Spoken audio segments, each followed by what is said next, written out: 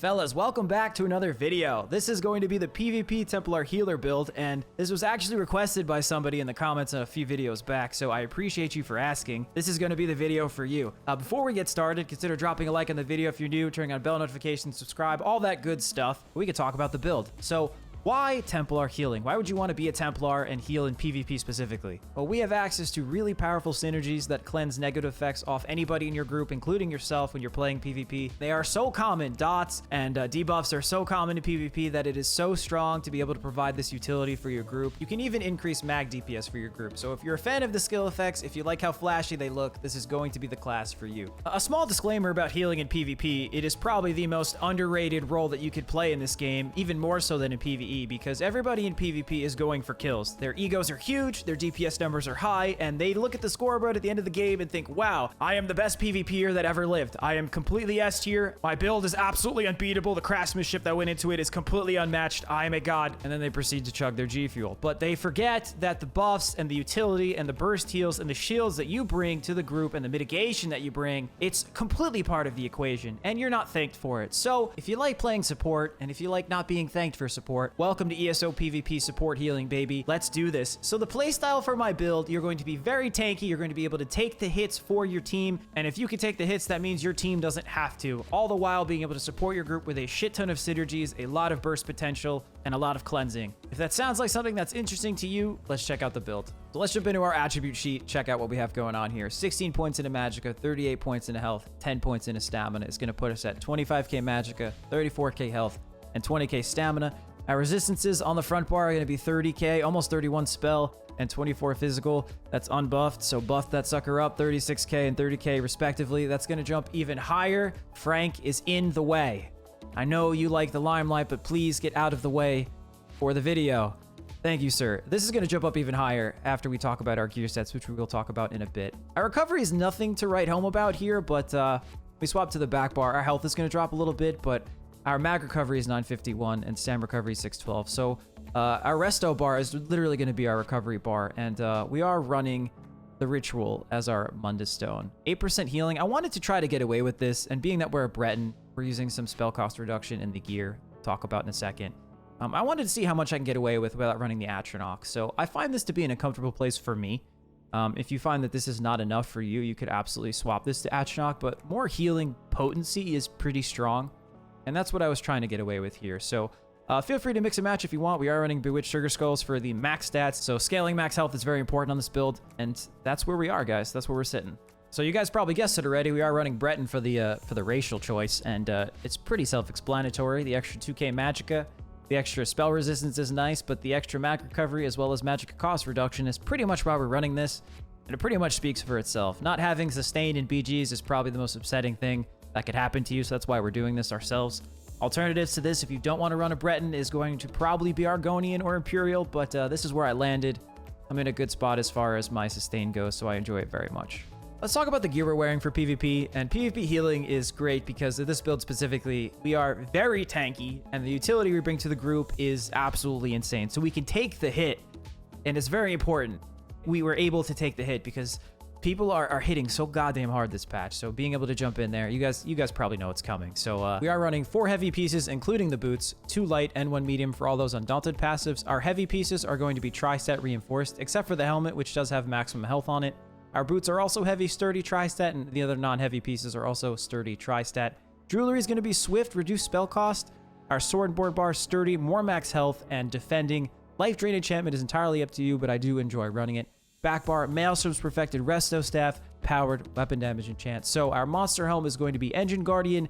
We do have Pariah on the front bar, which is going to be really nice to have. And Gossamer is going to be up 100% of the time. So that's a handful. Let's start with Frank. Engine Guardian's back, baby. Frank is here. You have a 25% chance to summon Frank, which will restore any one of your resources for 6 seconds. The downtime is 4 seconds, which is not bad. The only downside to this set is you can't choose which resource it is, which absolutely sucks.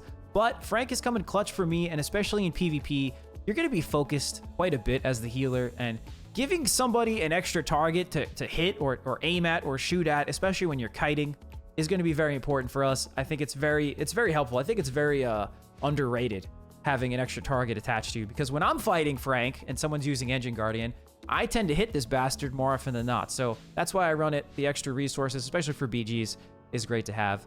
And he's great. So Pariah, I think you guys saw it coming. Pariah is pretty much the meta right now for defense, and the resistances that we get are really strong.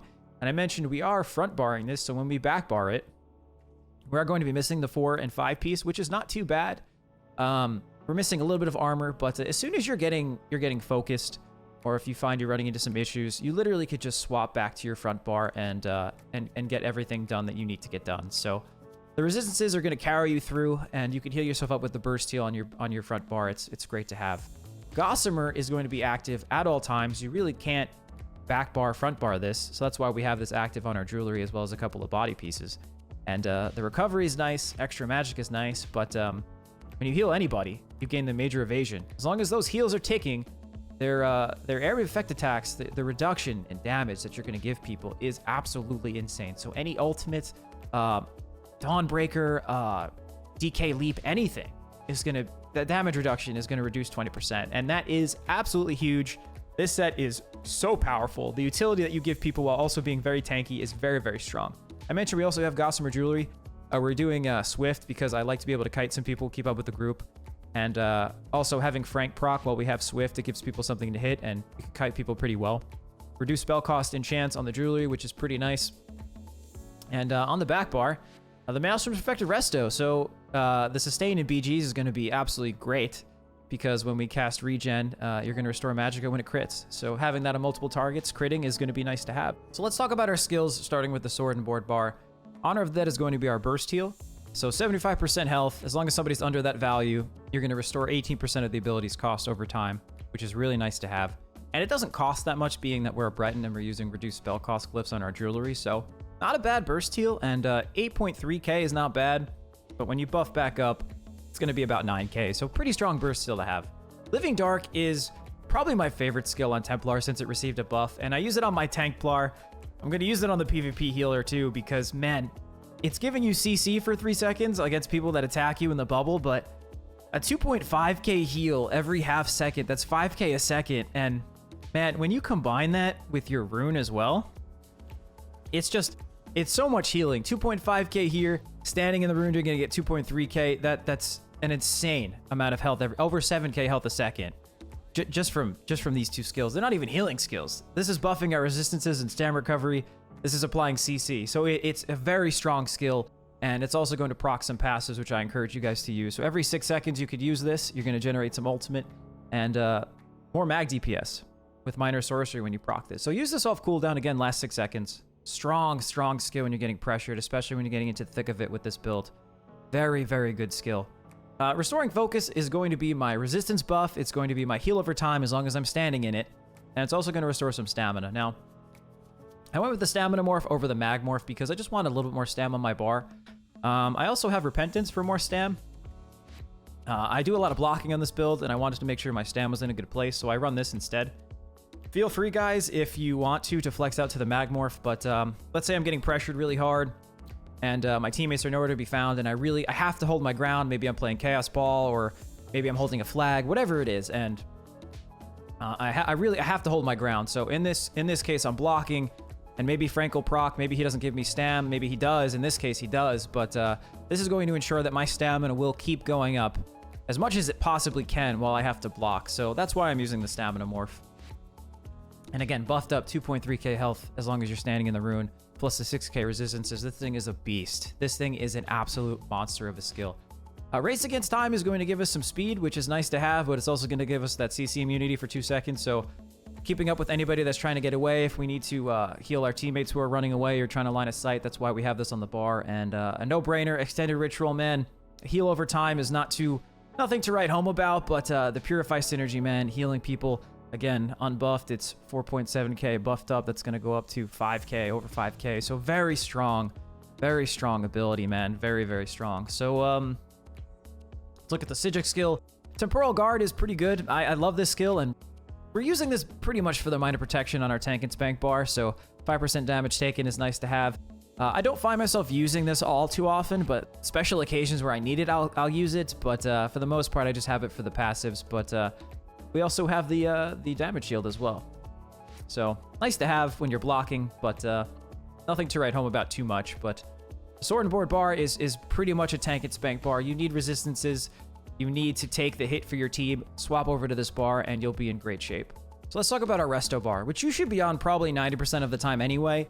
Not only for the mag sustain, but just casting out heals and synergies. Unless you're really needing to take the hit for your team, you should be on this bar. So your spammable is going to be Combat Prayer. Very strong skill, both PvE and PvP, and it has its uses here too. So it's a decent heal at 5.2k, so that's unbuffed. We buff up, that's going to jump up to about 5.5, 5.6, so decent heal if you need it. But Minor Berserk for more DPS and Minor Resolve for more resistances, and that lasts for 8 seconds. Use this as much as you can. It's a very strong skill, and it fires off in a cone, so you really should be using this as much as you can when you're in PvP. The buffs it gives to your team is pretty huge. Radiating Regeneration is an interesting conversation to have. So a lot of people opt for the other morph, which does more healing in a shorter amount of time, which is great, but it doesn't affect as many targets. And because we are using the Maelstrom Resto, when your regen crits, you restore Magicka. So having this ticking on more targets increases the chances that it's going to crit and thus restore that Magicka for us. So that's why I'm running it. You know, and also, by the way, having this skill when I'm usually pugging PvP, which sucks. People are not consolidated. They are not sticking to one area. I can't control the group. Attaching the heal to the player as opposed to, let's say, the ground where they tend to run away or ignore it is pretty much the way I prefer to play it. So if you're a coordinated group, you could absolutely run Illustrious Healing, but Radiating Regen, if you're pugging men, it's honestly the way to go. So 16k unbuffed. Buffed up 17k over 10 seconds. Not a bad heal to have.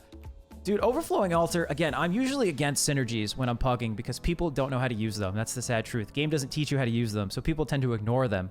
However, 65% of your max health as a synergy is so strong. It's too strong to ignore. And considering all the heals over time that we're going to have ticking, 3.8k of a health cost is really nothing at all. So someone's getting DPS down, they're really in trouble. They see a convenient altar at the beginning of the fight, and they're like, okay, I could use this. They pop this, and maybe they pop a synergy from Energy Orb. I haven't even done anything, and they're up to max health again. 2 synergies, up to max health, they're good to go. So very strong, almost too strong not to use.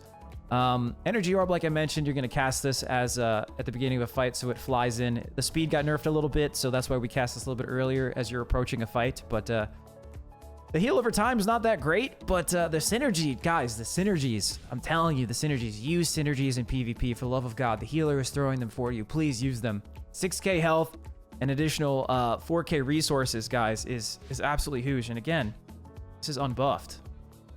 So 6.5k health is going to go up. It's a great skill to have. Repentance I'm using for stamina sustain, so as long as your teammates are killing people, you're going to get that stamina back. So we block a lot in this build. It's nice to have. It's going to give you an AoE heal as well. If they are not killing people and you can't consecrate anything, the extra recovery is also nice to have as well on this bar. So that's why we're running it too. Resto ult is so strong, and it's pretty cheap, which is nice. It's going to give you a heal over time, which is huge to everybody in the area, right? Which the radius is pretty big. But when you activate this, you're basically getting every resto skill in one. So you're getting regen, you're getting combat prayer, and we don't slot ward ally or healing ward. It's up to you which one you guys want, but ward ally actually shields me as well, so that's why I'm using it. You're getting all three for the price of one, and at 118 ultimate, not bad, absolutely not bad. So pretty strong, pretty powerful. I encourage everybody to try this at least once. It's cool. It's very, very cool. And one thing worth mentioning too on your resto bar. Heavy attacks restore 30% more Magicka, so I'd encourage everybody, if you need max sustain, our max sustain is higher on the back bar anyway, so swap to the back bar, heavy attack a couple times, you'll be good to go. Let's talk about my champion points if you guys want to go into Cyrodiil. Fighting Finesse is going to give you 10% crit healing, which I very much enjoy having. 10% damage reduction from AoE attacks with Unassailable and single target attacks with Duelist Rebuff. And Salve of Renewal is a newer slottable with Blackwood, and it's pretty much a flex, but I enjoy using it. It's fun because it's essentially an AoE heal anytime you cleanse yourself or somebody else on a 10-second cooldown. Now, the radius is pretty small, but I find if you're in Cyrodiil, people are clumped together anyway, so a 6.4k heal is nice to have. You'll notice when this procs, but feel free to flex this out if you want to. Other notable ones worth mentioning that you guys should grab is 2% healing done with Blessed. Starving Death increases your healing taken by 2%, and you can grab some of these resistances as well, but 2% healing taken with quick recovery is pretty important too. Moving over to the fitness tree, my slottables are Balanced Vitality with more health, Ironclad for more armor, Rejuvenation for more recovery, and this is a flex spot, Juggernaut, making yourself 10% more tanky when you break free. Right after you break free, you gain that crowd control immunity. You could take 2% less damage per stage, so that's nice to have. I find that Slippery is nice too, but if you're in a laggier Cyrodiil campaign, this doesn't always work as intended, so I'd probably go between these two as well. The craft tree, totally subjective, but I find the most important one for me that I use on all my characters is Steed's Blessing for 20% more movement speed to get away from people, and Liquid Efficiency, Rationer, and Treasure Hunter are slottables as well. Guys, that's going to wrap up this video. A couple of closing comments for the outro of this video. Major mending procs when you heavy attack on your resto bar, so if you're storing resources, make sure you save some of your burst window for that major mending period as well. Make sure you keep up rune, make sure you keep up combat prayer, and don't forget to block. You can take the hits on this build with Pariah, so don't forget to block as much as you can. It's pretty powerful, so thank you guys so much for watching. If you're looking for some people to play some ESO with, both PvE and PvP, check out the link in the description for the Discord server. I'll see you guys in the next video.